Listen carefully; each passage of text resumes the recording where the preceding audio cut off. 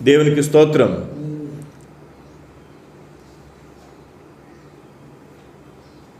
భారతీయ క్రైస్తవ దినోత్సవ శుభాకాంక్షలు మీకు. దేవుడు భారతదేశాన్ని ప్రేమించి తన యొక్క మహాకృపను బట్టి ప్రభు అయిన యేసుక్రీస్తు ఈ లోకానికి శరీరధారిగా వచ్చిన తరువాత యేసుక్రీస్తు యొక్క 12 మంది శిష్యుల్లో ఒక శిష్యుడైనటువంటి తోమా గారిని భారతదేశం పరిశుద్ధాత్మ ద్వారా నడిపించి భారతదేశానికి దేవుని యొక్క సువార్త చెప్పడానికి ఒక సాధనంగా ఎంచుకున్నారు దేవదేవుడు తోమా గారిని. మన దేశం వచ్చిన పరిశుద్ధ తోమా గారు మరణించినటువంటి జూలై 3 క్రీస్తు శకం 72 జూలై 3 భారతదేశంలో యేసుక్రీస్తు శిష్యులలో ఒక శిష్యుడైనటువంటి తోమా గారిని చంపినటువంటి బళ్ళాలతో చంపినటువంటి ఆ రోజు పురస్కరించుకుని 2021 నుండి 2030 వరకు 10 సంవత్సరాలు పండుగలుగా ఆచరించడానికి భారతదేశంలో ఉండేటువంటి క్రైస్తవ నాయకులందరూ ఒక తీర్మానం చేశారు. అందులో భాగంగా 2021, 22 ఇలా కొనసాగింపుగా ఈ 10 సంవత్సరాలు కనీసం పండుగలుగా చేస్తే భారతీయ క్రైస్తవులలో తోమా గారుని గురించి చర్చ ప్రారంభమవుద్ది అని చెప్పి ఒక ఆలోచన. అసలు భారతదేశానికి ఈ బైబిల్కి సంబంధం లేదని చెప్పిన వాళ్ళు ఎవరు? భారతదేశానికి ఈ బైబిల్కి ఏమాత్రం సంబంధం లేదు, ఇది భారతీయ పుస్తకం కాదు అని చెప్పింది ఎవరు? భారతదేశానికి క్రైస్తవ్యానికి సంబంధం లేదని చెప్పింది ఎవరు? భారతదేశానికి యేసుక్రీస్తు ప్రభువారికి సంబంధం లేదని చెప్పింది ఎవరు? యేసయ్య తానే తన శిష్యుడైనటువంటి తోమా గారిని భారతదేశం పంపించినటువంటి దాఖలాలు చరిత్రలో ఇంకా మిగిలే ఉన్నాయి. దేవునికి మహిమ కలుగునుగాక. మన దేశానికి యేసుక్రీస్తు శిష్యులలో ఒకడైనటువంటి తోమా గారు వస్తే ఇందాక ఎజ్రా గారు చెప్పినట్లుగా మన దేశానికి దేవుడిచ్చినటువంటి ప్రాధాన్యత ఏంటో గుర్తు చేసుకుంటే నిజంగానే మన శరీరం అంతా పులకించిపోద్ది. దేవునికి స్తోత్రం కలుగునుగాక. కాబట్టి దేవదేవుని యొక్క సన్నిధానంలో ఈ తోమా గారు భారతదేశానికి ఎప్పుడు వచ్చారు, భారతదేశంలో ఏం చేశారు, భారతదేశంలో ఎలా చనిపోయారు అనే విషయాన్ని కొద్దిగా మనం జ్ఞాపకం చేసుకుని ఆ తర్వాత వాక్యంలోనికి వెళ్ళి బైబిల్ గ్రంథంలో తోమా గారు గురించినటువంటి కొన్ని విషయాలు ఈరోజు మనం ధ్యానం చేయాలి. దేవునికి స్తోత్రం కలుగునుగాక. ఒకవేళ అవకాశం ఉంటే మనం ఒకళ్ళకో ఇద్దరికో ఈ తోమా గారు ద్వారా సువార్త వచ్చినటువంటి విషయాన్ని చెప్పడానికి ప్రయత్నం చేద్దాం, కనీసం అట్లీస్ట్ ఫోన్లోనైనా సరే. దేవునికి స్తోత్రం కలుగునుగాక. ప్రియమైనటువంటి దేవుని సంగమ, క్రీస్తు శకము 49వ సంవత్సరంలో క్రీస్తు శకము 49వ సంవత్సరంలో పరిశుద్ధ తోమా గారు భారతదేశం రావడం జరిగింది. క్రీస్తు శకం 49లో అంటే యేసుక్రీస్తు ప్రభువారు ఎప్పుడు పుట్టారో క్రీస్తు శకము 1లో పుట్టినట్లయితే 35 సంవత్సరాలు ఆయన శరీరధారిగా ఈ లోకంలో ఉన్నట్లయితే 35 సంవత్సరాలు అయిపోయిన తర్వాత 49వ సంవత్సరంలో యేసుక్రీస్తు యొక్క శిష్యుడైనటువంటి తోమా గారు భారతదేశం రావడం జరిగింది కదండి. అంటే ఇప్పుడు మనం గమనించాల్సింది, యేసుక్రీస్తు మరణించి సమాధి చేయబడి తిరిగి లేచిన తర్వాత పునరుద్ధానుడైన తర్వాత శిష్యులందరూ కూడా మేడగదిలో దేవుని యొక్క ఆత్మ కోసం కనిపెడుతున్నారు. చాలా జాగ్రత్తగా గమనించాలి. మేడగదిలో యేసుక్రీస్తు ప్రభువారు యేసుక్రీస్తు ప్రభువారు పంపబోయేటువంటి పరిశుద్ధాత్మను పొందడానికి మేడగదిలో యేసు యొక్క శిష్యులు ఇంకా మొత్తం 120 మంది అక్కడ కూడుకుని ప్రార్థన చేస్తున్నారు. ఈ 120 మందిలో మన దేశం వచ్చినటువంటి తోమా గారు కూడా ఉన్నారు. ఈ 120 మందిలో మన దేశం వచ్చినటువంటి తోమా గారు కూడా ఉన్నారు. ఆ దినాలలో భారతదేశం నుంచి ఐగుప్తు దేశంలో, భారతదేశం నుంచి అనేకమైనటువంటి దేశాల్లో వర్తక వ్యాపార లావాదేవీలు జరుగుతూ ఉండేవి. అందుకని మన దేశం నుంచి వర్తకులు ఆయా దేశాలకి, ఆయా దేశాల్లో ఉండేటువంటి వర్తకులు భారతదేశానికి అప్పటికే వస్తూ వెళ్తూ ఉండేవారు. ఆ క్రమంలో భాగంగా భారతదేశం నుంచి తమిళనాడు ఆ ప్రాంతం నుంచి వెళ్ళినటువంటి వర్తకులు ఆ యొక్క మేడగదిలో ప్రార్థన చేసేటువంటి ఆ రోజున ఆ ప్రాంతానికి వెళ్ళడం జరిగితే ఇక్కడ ఒక కూడిక జరుగుతుంది అని చెప్పి తెలుసుకున్నప్పుడు ఆ మేడగదిలో జరుగుతున్నటువంటి ప్రార్థనలో మరి అనేకమైనటువంటి ఆ యొక్క భాషలు మాట్లాడే ఆ అన్య భాషలతో మాట్లాడుతూ దేవుని ఆరాధిస్తున్నటువంటి సంఘటనలు అక్కడ జరిగాయి. అయితే ప్రియమైనటువంటి వాళ్ళరా, ఇక్కడి నుంచి వెళ్ళినటువంటి వ్యాపారస్తులు, వర్తకులు చూస్తూ ఉన్నారు. ఏంటి అని అంటే, దేశం కాని దేశంలో, ప్రాంతం కాని ప్రాంతంలో మన తమిళ భాష వినిపిస్తోంది ఎక్కడి నుంచి అని చెప్పి అబ్జర్వ్ చేశారు.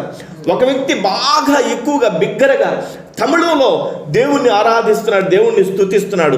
ఈ తమిళ్లో ఆరాధిస్తున్నటువంటి వ్యక్తి ఎవరు అని చెప్పి ఆ మేడగది దగ్గరికి వెళ్ళి ఈ వర్తకులు పరిశీలన చేస్తే ఆ వ్యక్తి none other than he was Saint Thomas. ఆయన పరిశుద్ధుడైనటువంటి తోమా గారు. హల్లెలూయా. అక్కడ ఉండేటువంటి నాయకులుగా కనిపిస్తున్నటువంటి పేతురు, యోహాను తదితరుల దగ్గరికి వెళ్ళి వీళ్ళు అన్నారు, అయ్యా ఈయన భారతదేశం నుంచి వచ్చాడా ఏంటి అని అడిగారు. లేదు, ఈయన మా దేశస్థుడే.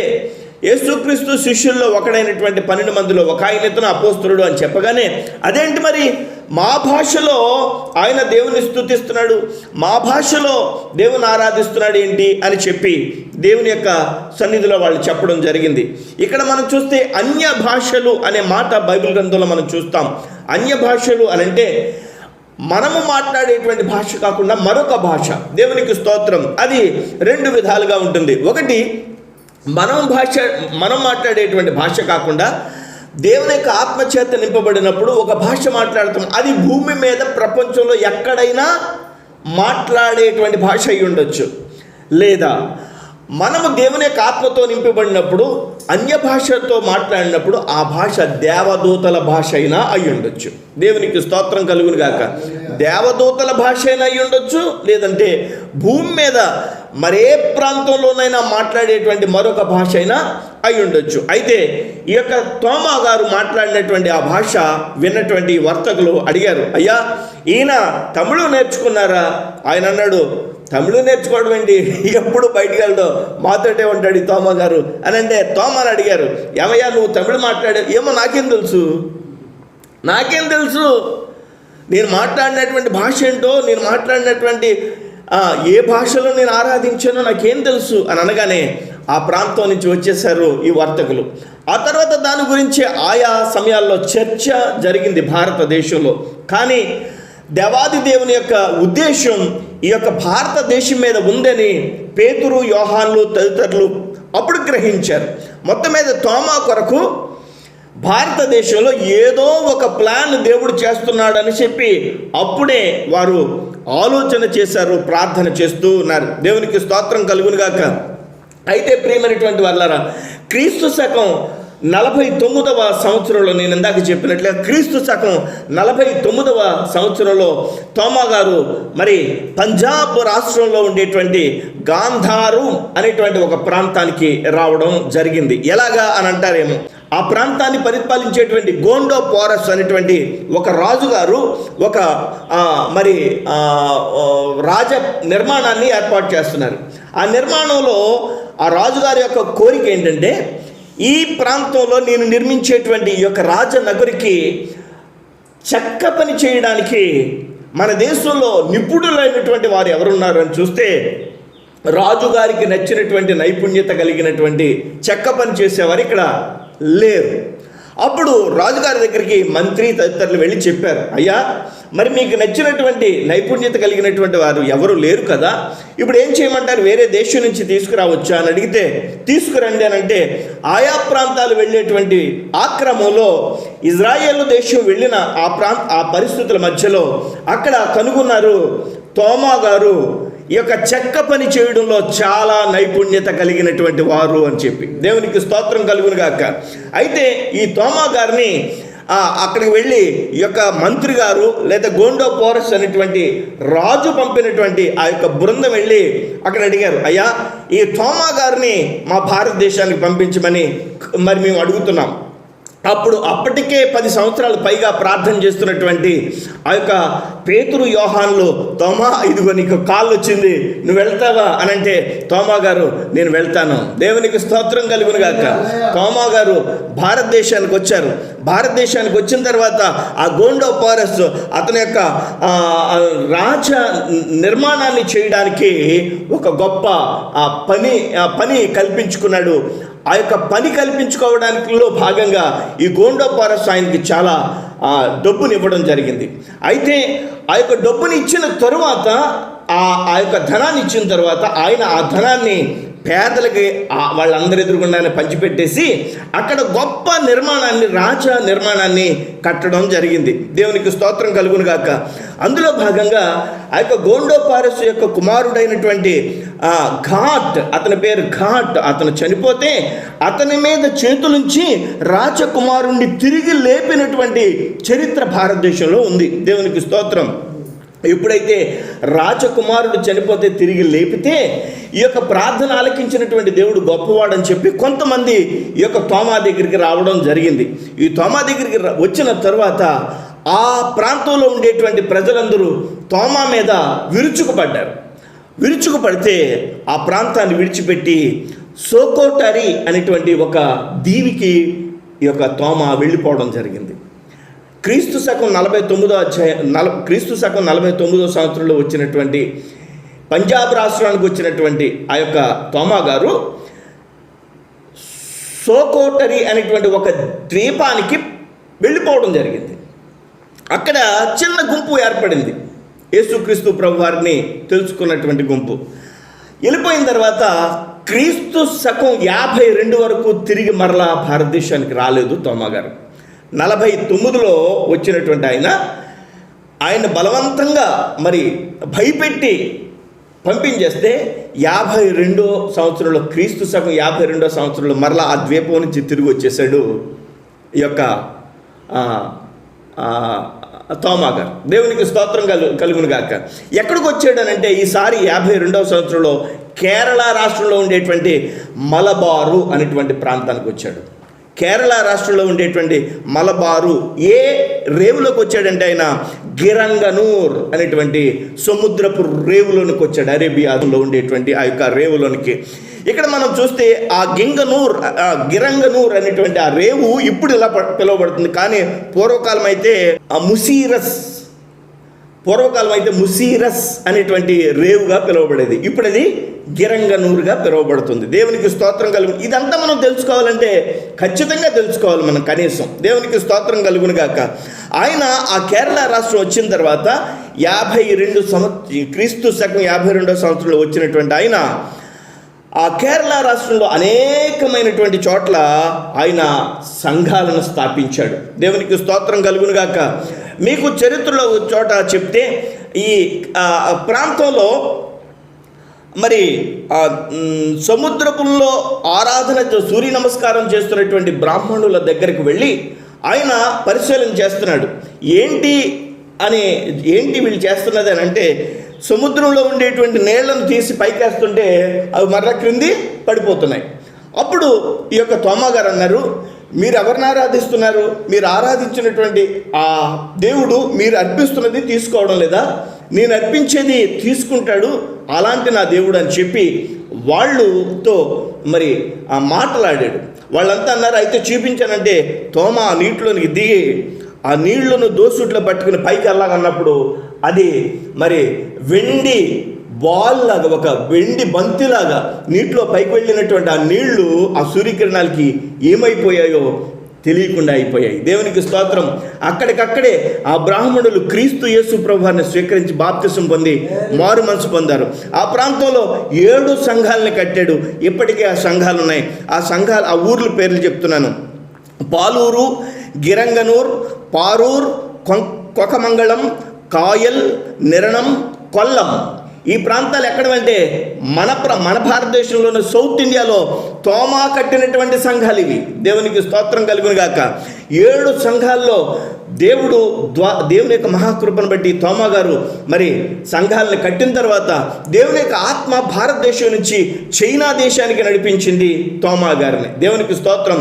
ఈ యొక్క 7 సంఘాల మీద 7గురిని అభిషేకించి ఆ యొక్క సంఘాలను నడిపించమని అప్పగించి చైనా దేశం వెళ్ళాడు ఈ యొక్క తోమా గారు. చైనాలో కూడా గొప్ప పరిచర్య చేశాడు. కానీ తిరిగి భారతదేశమే మరలా వచ్చేసాడు. దేవునికి స్తోత్రం కలుగును గాక. చాలా తక్కువ సమయం చైనాలో ఉన్నాడు, కానీ చైనాలో గొప్ప స్వార్థ చెప్పాడు. తిరిగి భారతదేశం వచ్చేసి ఈసారి ఎక్కడికి వచ్చాడంటే భారతదేశం మళ్ళీ మద్రాసు అనేటువంటి ప్రాంతం వచ్చాడు. దాన్ని ఇప్పుడు మనం చెన్నై అంటున్నాం, మద్రాసుగా మారింది. పూర్వకాలం అయితే మద్రాసు. దేవునికి స్తోత్రం కలుగును గాక. మద్రాసు వచ్చిన తర్వాత ఆయన ఎక్కడుండేవాడంటే అప్పటికి మద్రాసు ఉండేది కాదు, మైలాపూర్ అనేటువంటి ప్రాంతంగా ఉండేది ఆ కాలంలో. ఆ మైలాపూర్ అనేటువంటి ఆ ప్రాంతానికి, అంటే ఇప్పుడు బేగంపేట, ఇప్పుడు ఆ యొక్క మద్రాసు యొక్క విమానాశ్రయానికి 15 కిలోమీటర్ల దూరంలో ఉండేటువంటి సైదాపేట. ఆ సైదాపేటలో చిన్నమలై అనేటువంటి ఒక కొండ ఉంది. ఇప్పటికీ ఉంది ఆ కొండ. ఆ చిన్నమలై కొండ మీద ఈ తోమా గారు ప్రార్థన చేసుకునేవారు. ఎక్కడంటే అది సైదాపేటలో. ఈ చిన్నమలై కొండ దగ్గరికి కొంతమంది వాక్యం వినడానికి వచ్చేవారు.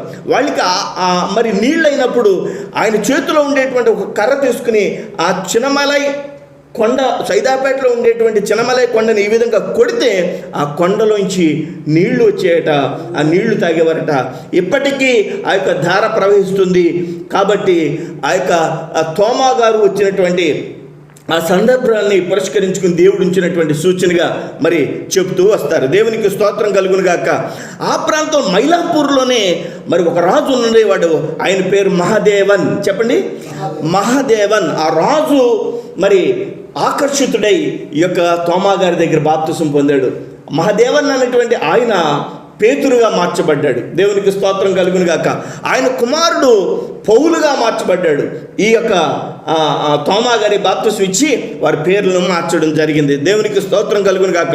ఉధృతంగా సువార్త జరుగుతున్నటువంటి ఆ దినాల్లో క్రీస్తు శకము 72వ సంవత్సరంలో జూలై నెల 3వ తారీఖున మరి భారతదేశంలో ఉండేటువంటి కొంతమంది ఈ యొక్క సైదాపేట చిన్నమలై కొండ మీద ఉండేటువంటి ఆయనను చంపడానికి వెళ్ళినప్పుడు ఆయన పారిపోతూ పరుగులెడుతూ మరి మద్రాసు ప్రాంతంలో ఉండేటువంటి సెయింట్ థామస్ మౌంట్ అని ఇప్పుడు ఉన్నటువంటి ఆ చర్చి దగ్గరికి వచ్చి, అప్పటికి ఆ చర్చి లేదు, ఆ స్థలంలోనికి వచ్చేటప్పటికి వాళ్ళని ఆ యొక్క కూడా పరిగెత్తిస్తున్నటువంటి వాళ్ళు బళ్ళాలతో పొడిసి చంపేశారు. ఆయన ఆ తోమా గారిని పొడుస్తున్నప్పుడు తోమా గారు ఇంకెలాగో చనిపోతానని అక్కడ మోకరించి, ప్రభా ఈ దేశాన్ని రక్షించు, వీళ్ళు ఏం చేయుచున్నారో వీరికి తెలియదు, వీళ్ళని క్షమించని చెప్పి ప్రార్థన చేసి భారతదేశంలో తన రక్తాన్ని కార్చాడు. దేవునికి స్తోత్రం. ఏ వ్యక్తి అయితే యేసుక్రీస్తు ప్రభువారు పంచినటువంటి ఆ యొక్క 2 చేపలు మరి 5 రొట్టెలు తిన్నారు, ఏ వ్యక్తి అయితే ఆ యొక్క మరి ప్రభు అయినటువంటి యేసుక్రీస్తు కూడా నడిచారో ఆ వ్యక్తి యొక్క రక్తం భారతదేశంలో చిందించబడింది. దేవునికి స్తోత్రం. ఎవరన్నారు భారతదేశానికి యేసుక్రీస్తు ప్రభుకి సంబంధం లేదని? ఎవరన్నారు యేసుక్రీస్తు ప్రభుకి మరి భారతదేశానికి మరియు ఈ బైబిల్కి భారతదేశానికి క్రైస్తవ్యానికి భారతదేశానికి సంబంధం లేదని చరిత్ర చెప్తుంది. క్రీస్తు శకము మొదటి నుండి కూడా భారతదేశము క్రైస్తవ్యంతో ముడివేయబడింది, పెనవేయబడింది. అది విడదీయరానిది, విడదీయలేనిది. దేవునికి స్తోత్రం కలుగును గాక. ఇప్పుడు కొద్ది నిమిషాలు తోమా గారి గురించి బైబిల్ గ్రంథంలో తెలుసుకోవడానికి ప్రయత్నం చేద్దాం. దేవునికి స్తోత్రం కలుగును గాక. ఇప్పుడు చూడండి, తోమా గురించి చాలా తక్కువగా బైబిల్ గ్రంథంలో వ్రాయబడింది. చాలా తక్కువగా. ఒక మాటలో చెప్పాలంటే సువార్తల్లో మత్తయి సువార్తలో ఒక చోట, లూకా సువార్తలో ఒక చోట మరి వ్రాయబడింది. అయితే మత్తయి, మార్కు, లూకాలు యేసుక్రీస్తు యొక్క శిష్యుల పేర్లు చెప్పేటప్పుడు మాత్రమే తోమా పేరు వాడారు.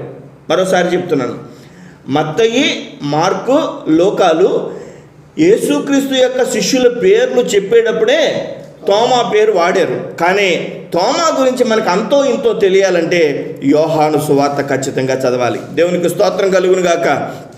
యోహాను సువార్త చదివినప్పుడు తోమా గురించి కొన్ని విషయాలు మనకు తెలిసేటువంటి అవకాశం ఉంది. కాబట్టి యోహాను సువార్తకి భారతదేశానికి కూడా బాగా సంబంధం ఉంది. ఆ మాటకు వస్తే బైబిల్ గ్రంథానికి భారతదేశానికి కూడా బాగా సంబంధం ఉంది. భారతదేశం పేరు బైబిల్ గ్రంథంలో లిఖించబడింది. నా దేశాన్ని బైబిల్కి వేరు చేయవాళ్ళు ఎవరు లేరు. ఉన్నా కానీ అది చల్లనే చల్లదు. దేవునికి స్తోత్రం. చూడండి, మనం యోహాను సువార్త 11వ అధ్యాయంలో వ్రాయబడినటువంటి ఒక విషయాన్ని చదువుదాం. యోహాను సువార్త 11వ అధ్యాయము, యోహాను సువార్త 11వ అధ్యాయము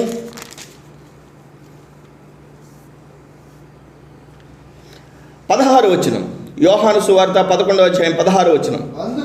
అందుకు దిదుమా అనబడిన తోమా ఆయనతో కూడా చనిపోవుటకు మనమును వెళ్ళుదుమని మన తోడి శిష్యులతో చెప్పెను. తన తోడి శిష్యులతో చెప్పెను. దేవునికి స్తోత్రం. ఒకసారి మీరు తలెత్తి నా వైపు చూడండి. దేవునికి స్తోత్రం కలుగును గాక. ఇక్కడ జరిగినటువంటి సంఘటన ఏంటంటే, మరియా, మార్తా, లాజరు ఉన్నారు. యేసుక్రీస్తు ప్రభువారు ఆ యొక్క బేతని వెళ్ళినప్పుడు ఆ మరియా, మార్తల ఇంట ఉండేటువంటి వారు. ఎక్కువగా ఆ గృహానికి వెళ్ళినప్పుడు ఆ ప్రాంతంలో ఉండేటువంటి ప్రజలందరూ ఆ స్థలానికి వచ్చి యేసుక్రీస్తు చెప్పేటువంటి ఆ యొక్క మాటలన్నీ కూడా వినేవారు. ఆ సమయంలో ఒక సమయంలో ఈ యొక్క లాజరు చనిపోవడం జరిగింది. ఆ తర్వాత లాజరుకి ఒక వ్యాధి రావడం జరిగింది. వ్యాధి వచ్చినప్పుడు మరియా, మార్తలు ఏం చేశారు? యేసుక్రీస్తు ప్రభు వారికి కబురు పంపించారు. యేసయ్యా, మా తమ్ముడికి లాజరుకి బాగాలేదు, నువ్వు అర్జెంటుగా వచ్చి మా తమ్ముడిని బాగు చెయ్యి అని చెప్పి ఆ మాట విన్నటువంటి లాజరు, ఆ మాట విన్నటువంటి ఆ యొక్క ప్రభు అయినటువంటి యేసుక్రీస్తు 2 దినాలు అక్కడే ఉండిపోయాడు రాకుండా. 2 దినాలు అక్కడే ఉండిపోయాడు రాకుండా. శిష్యులకి తెలియదు ఈ విషయం. యేసుక్రీస్తుకు తెలుసు కబురు వచ్చిన విషయం. శిష్యులకి చెప్తున్నాడు, లాజర్కి బాగలేదంట అని. శిష్యులు అన్నారు, అలాగా? ఇంకా యేసయ్య అంటాడు, లాజరు నిద్రించుచున్నాడు, మనం వెళ్ళి లేపుదామని అన్నాడు. నిద్రపోతే లేపడానికి ఏముంది ప్రభు, అది పెద్ద పనే ఉంది, వెళ్ళొచ్చు అని. కానీ నిద్రించుచున్నాడు, లేపుదామనే మాట యేసయ్య మర్మయుక్తంగా చెప్పిన విషయం శిష్యులకి అర్థం కాలేదు. అయితే శిష్యులు యేసుక్రీస్తు ఆ వార్త విన్న 2 రోజుల తరువాత వాళ్ళ దగ్గరికి రావడం జరిగింది. దేవునికి స్తోత్రం కలుగును గాక. వచ్చేటప్పుడు శిష్యులు అన్నారు, అయ్యా, ఇప్పుడు మనం ఆ ప్రాంతానికి వెళ్తే నీ మీద అసలు కారాలు మిరియాలు రువ్వుతున్నారు. అక్కడికి వెళ్తే నిన్ను చాలా ఇబ్బంది పెడతారు. కాబట్టి నువ్వేం చేస్తావంటే నువ్వు అక్కడికి వెళ్ళొద్దు ఇప్పుడు అని శిష్యులు సలహా ఇచ్చారు. సలహా ఇస్తే అప్పుడు తోమా అంటున్నాడు మిగతా శిష్యులతోటి, 16వ వచనం ఇప్పుడు చదవండి. ఆయనతో కూడా చనిపోవుటకు మనమును వెళ్ళుదమని తన తోడి శిష్యులతో చెప్పిన. తన తోడి శిష్యులు ఏమన్నారు? యేసుక్రీస్తు, అయ్యా, మనం అక్కడికి వెళ్తాం పెద్ద అంత మంచిది కాదేమో, ఎందుకంటే అక్కడ చంపేయడానికి చూస్తున్నారు, కాబట్టి మనం వెళ్ళకపోతే మంచిదేమో అని మిగతా శిష్యులు అంటే, తోమా అన్నాడు మిగతా శిష్యులతో, రే చచ్చిపోతాం రా, యేసు ప్రభు కూడా వెళ్దాం. ఆ మాట మొట్టమొదటిగా యేసుక్రీస్తు ప్రభుతో చచ్చిపోదామని చెప్పినటువంటి మహాకనుడైనటువంటి మరి దేవుని యొక్క కుమారుడు ఎవరంటే తోమా గారు. దేవునికి స్తోత్రం కలుగును గాక. హల్లెలూయా. అంటే తన ప్రాణానికి సైతం లెక్క చేయకుండా యేసుక్రీస్తు ప్రభు వారిని ప్రేమించినటువంటి విషయం మనకి 11వ అధ్యాయంలోనే తెలిసిపోయింది. దేవునికి స్తోత్రం. లాజరుని చనిపోయిన తర్వాత లేపడానికి వెళ్ళినప్పుడు తోమ మాటను బట్టి శిష్యులందరూ అడిగేశారు ముందుకి, ఒరే చచ్చిపోయారా, రా వెళ్దాం, వెళ్ళిపోదాం రా. యేసుప్రభు కూడా, యేసుప్రభు ఏమన్నాడు, వెళ్ళాలి నేను అక్కడికి అని అంటున్నాడు. అక్కడ పరిస్థితి ఎలా ఉందంటే, నిజానికి యేసుప్రభు వస్తే యేసుప్రభు మీద పడి ఆయన ఇబ్బంది పెట్టడానికి రెడీగా ఉన్నారు అక్కడ కదండి. అవునా? మనకు సంబంధం లేనిది కట్ చేస్తాను. 666 రఘురామకృష్ణరాజు గారు 4వ తారీఖున భీమవరం వద్దాం అనుకున్నాడు ఆయన కదండి. వస్తే ఇక్కడ సమస్య, అరెస్ట్ అవుతాడేమో. రాకపోతే ఆయన రాజకీయ జీవితానికి ఇబ్బంది. వచ్చి తీరాలి, వీళ్ళేమో ఎలా వస్తాడో చూద్దాం అన్నట్టు. ప్రియమైనటువంటి వాళ్ళరా, యేసుక్రీస్తు ప్రభువారు అక్కడికి వెళ్తే ఇబ్బంది పడేటువంటి పరిస్థితులు ఉన్నాయి. కానీ యేసయ్య వెళ్ళడానికి, యేసుతో పాటుగా యేసు శిష్యులు కూడా రావడానికి తోమా ఎంతో సహకరించాడు. దేవునికి స్తోత్రం కలుగును గాక. అంటే మన తోమా మామూలుడు కాదు. తోమా అని అనగానే తోమా గురించి ముందు గుర్తొచ్చేది ఏంటంటే మనకి అనుమానపు తోమా.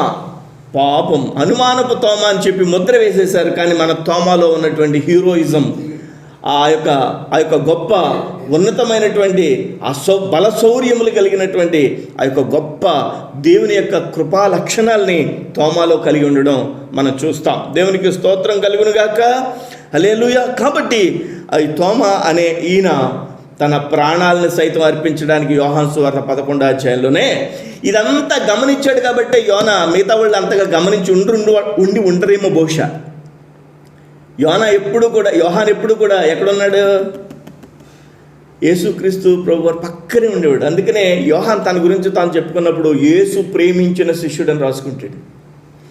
ఎప్పుడు కూడా పక్కనే ఉండేవాడు, ఆనుకుని ఉండేవాడు. పక్కన ఇలా పట్టుకుని నడిచేవాడు అనుకుంటా బహుశా, చేయి పట్టుకుని నడిచేవాడు అనుకుంటా బహుశా. బాగా దగ్గరగా ఉండేవాడు యోహాను. అందుకనే యోహాను తాను ప్రేమించిన శిష్యుడు అని చెప్పి యేసుతో చెప్పినటువంటి ఈ మాటలో గమనించి ఉంటాడు తోమని. అందుకనే తన యోహాను గ్రంథంలో రాశాడు. దేవునికి స్తోత్రం కలుగును గాక. మరొక విషయాన్ని మనం చూద్దాం. దేవునికి స్తోత్రం. హల్లెలూయా. ఈ దిదుమ అనబడినటువంటి తోమా అని చెప్పి వ్రాయబడింది కదా. దిదుమ అనే మాటకి అర్థం ఏంటంటే కవలలు. తోమా అనే మాట కూడా కవలలు అనే అర్థం వస్తుంది. అంటే తోమాకి కవలలు, అన్నయ్య కానీ తమ్ముడు కానీ అక్క కానీ చెల్లి కానీ బహుశా ఉండి ఉంటారు.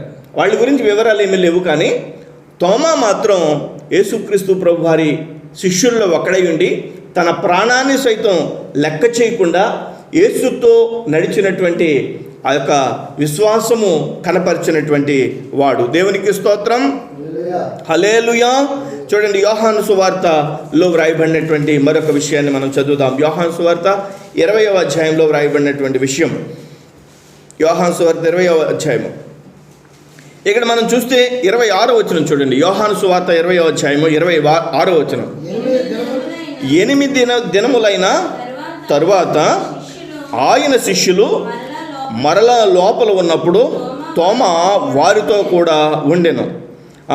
ఇప్పుడు చూడండి, 8 దినములైన తరువాత తోమా తన శిష్యులతో పాటుగా ఉన్నాడు. అంతకుముందు ఏం జరిగింది అని అంటే, యేసుక్రీస్తు ప్రభువారు మరణించి సమాధి చేయబడి తిరిగి లేచిన తరువాత ఆయన ఆయా ప్రజలకి కనిపిస్తున్నాడు. మరియా మార్తలకు కనిపించాడా లేదా? కనిపించాడు. కాబట్టే కదా వాళ్ళు పరుగున వెళ్ళి పేతురుకి చెప్పారు. వాళ్ళు చూశారు. దేవునికి స్తోత్రం. ఇక్కడ శిష్యులు ఒక చోట ఉన్నప్పుడు 10 మంది శిష్యులు ఉన్నారు. ఎంతమంది? 10 మంది.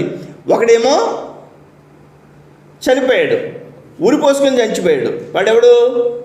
యోధా. వాడు అండం ఎందుకులేదు, ఆయన ఎవరు? యోధా. మరొకళ్ళు తోమా ఎక్కడికో పని మీద వెళ్ళాడు బయటికి. 10 మందే ఉన్నప్పుడు యేసయ్య వారిని చూశాడు. అది 19 నుంచి 23వ వచనం వరకు మనం చూస్తే మనం గమనించవచ్చు. దేవునికి స్తోత్రం కలుగును గాక. చూడండి, అది చదువుదాం. 19వ వచనం నుంచి.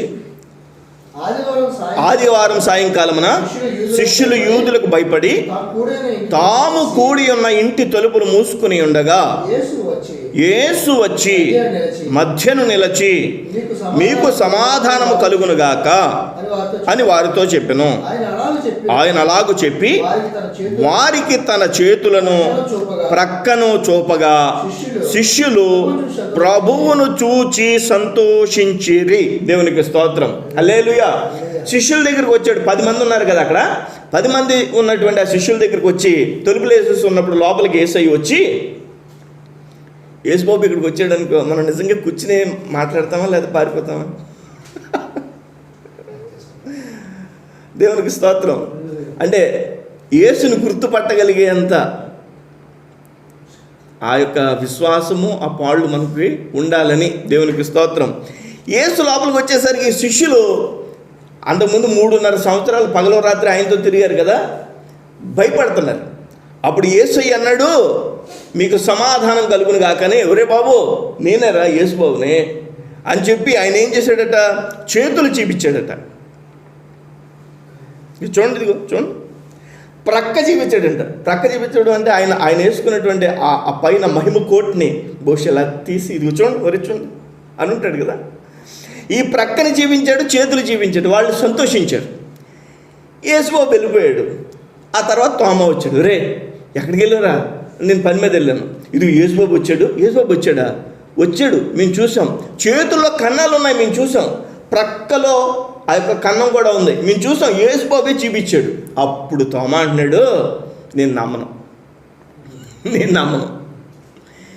యేసు ఆ చేతుల్లో ఉండేటువంటి కన్నాలు, డొక్కలో ఉండేటువంటి ఆ యొక్క బళ్ళెపు పోటు వాళ్ళకి చూపించినప్పుడు, వాళ్ళు చూసి చెప్పినప్పుడు, నేను కూడా చూస్తేనే కానీ నమ్మను అని అంటూ, నేను ఏం చేయాలంటే ఇప్పుడు చదవండి 26 వచనం. 25 చదవండి. కనుక తక్కిన శిష్యులు మేము ప్రభువును చూచుతామని అతనితో చెప్పగా అతడు నేనాయన చేతులలో మేకుల గురుతును చూచి నా వ్రేలు ఆ మేకులు గుర్తులో పెట్టి నా చెయ్యి ఆయన ప్రక్కలో ఉంచితేనే గాని నమ్మనని వారితో చెప్పాను. నమ్మనే అంటే అపనమ్మకం వచ్చింది. అంతకుముందు యేసుక్రీస్తు కూడా మరణించడానికి, ప్రాణం ఇవ్వడానికి చెప్పిన మాట అది వాస్తవమే. ఇక్కడ అపనమ్మకంలోనికి దిగిపోవడానికి కూడా ఇది కూడా వాస్తవమే. అంటే ఒక వ్యక్తి ఆధ్యాత్మికంగా బలంగా మన కంటి ముందు ఉన్నప్పుడు విశ్వసించడం ఒక ఎత్తు అయితే, మన కంటి ముందు లేనప్పుడు విశ్వాసం ఉంచగలగడం అది ఒక ఎత్తు. ఇప్పుడు తోమా అంటున్నాడు, అరే మీరు చూసారని అంటున్నారు కదా, మీరు బాగానే చూసారా? మీరే తెంగరోళ్ళరా మీరంతా, మీ 10 మంది పెద్ద ఏమీ కాదు చూశాను అంటున్నారు. 10 మంది చూసేసారా? చూసావురా బాబు, మేము డొక్కలో కూడా చూపించాడు. అయితే మీరు చూసారు అంతే కదా, నేను మీరు చూసినటువంటి ఆ కన్నులో ఏలెట్టి, ఆ డొక్కలో నా చెయ్యెట్టి, అప్పుడు నేను విశ్వసిస్తాను. అంతవరకు నేను నమ్మను. ఆ తర్వాత 8 దినములు అయిపోయింది. 26 వచనం చదవండి ఇప్పుడు. 8 దినముల తర్వాత ఆయన శిష్యులు మరలా లోన ఉన్నప్పుడు తోమా వార్త కూడా ఉండేది. అంటే దీని అర్థం ఏంటి? 8 రోజుల పాటు తన శిష్యులతో పాటుగా తోమా అక్కడే ఉన్నాడా లేదా?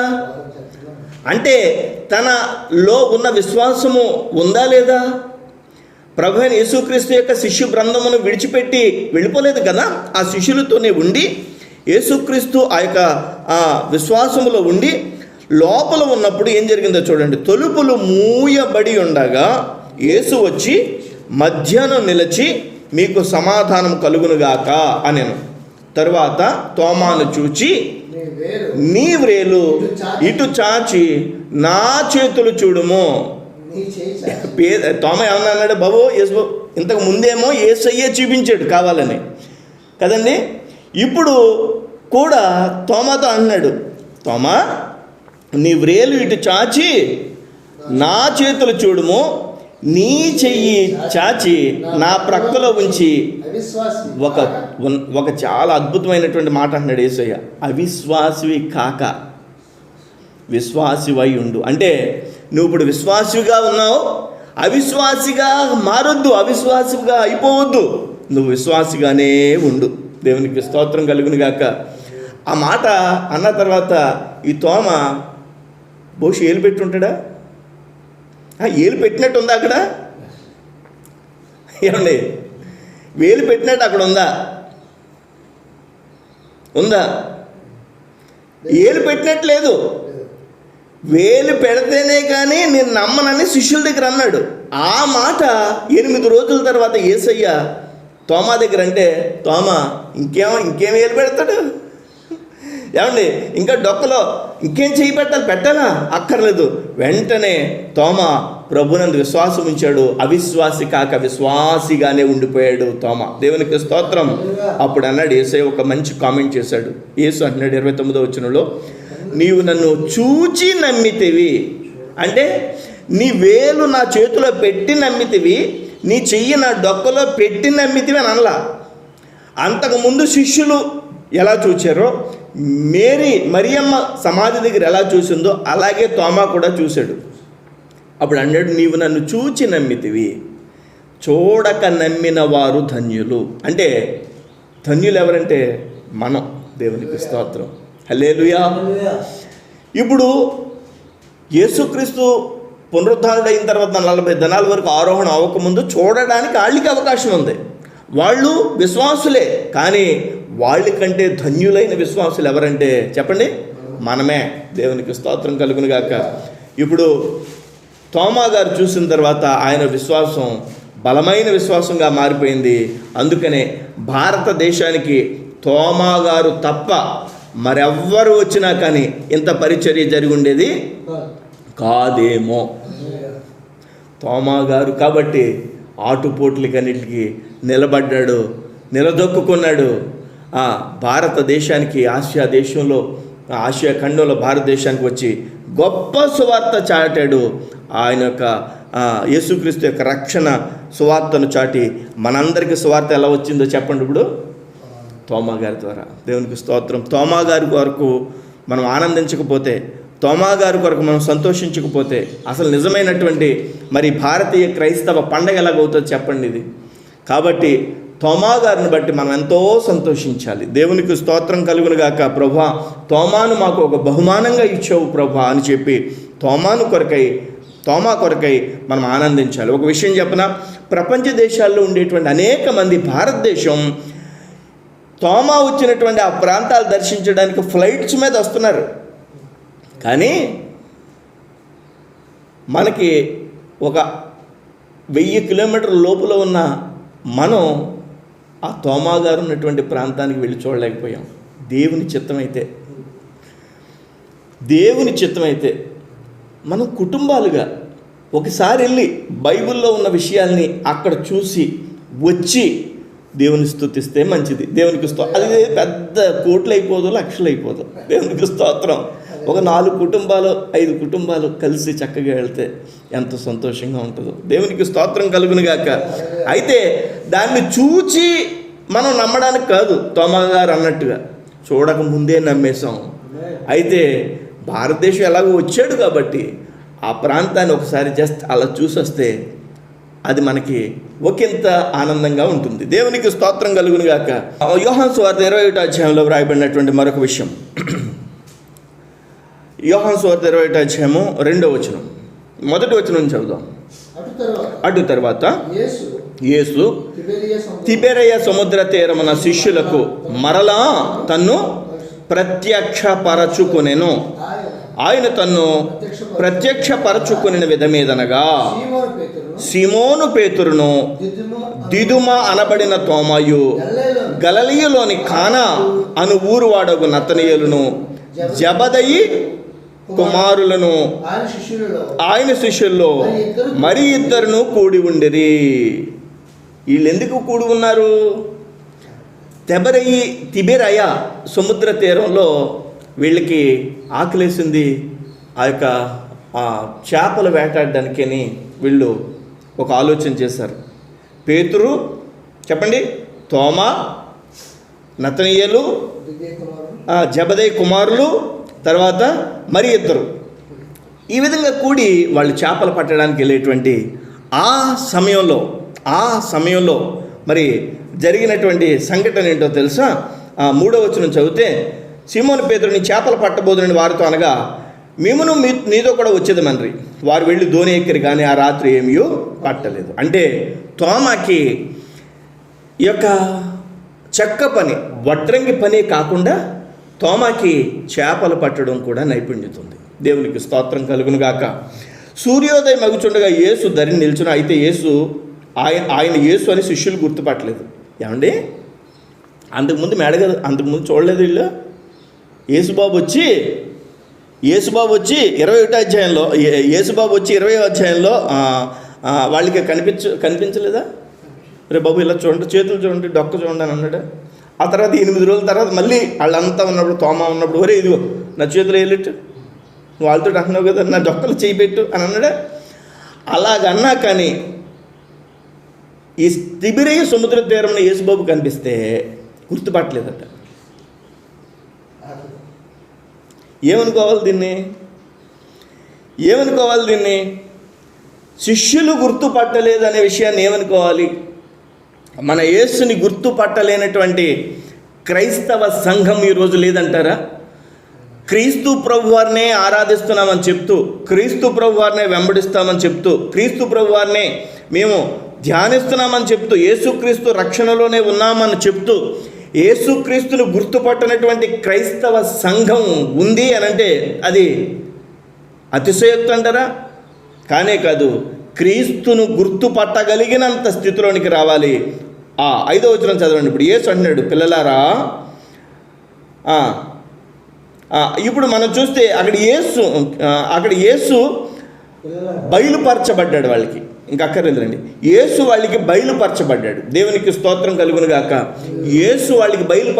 యేసు సముద్ర తీరాన బయలుపరచబడినప్పుడు గుర్తుపట్టలేనటువంటి స్థితిలో ఉన్నవాళ్ళు తోమాయే కాదు, పేతురు కూడా, మహా అఖండులు కూడా యేసుక్రీస్తు ప్రభుని గుర్తుపట్టలేకపోయారు. అయితే గుర్తుపట్టేటట్టుగా వారి యొక్క ఆత్మీయ జీవితాన్ని మలచుకున్నారు దేవుని యొక్క కృపలో, విశ్వాసం ద్వారా. దేవునికి స్తోత్రం.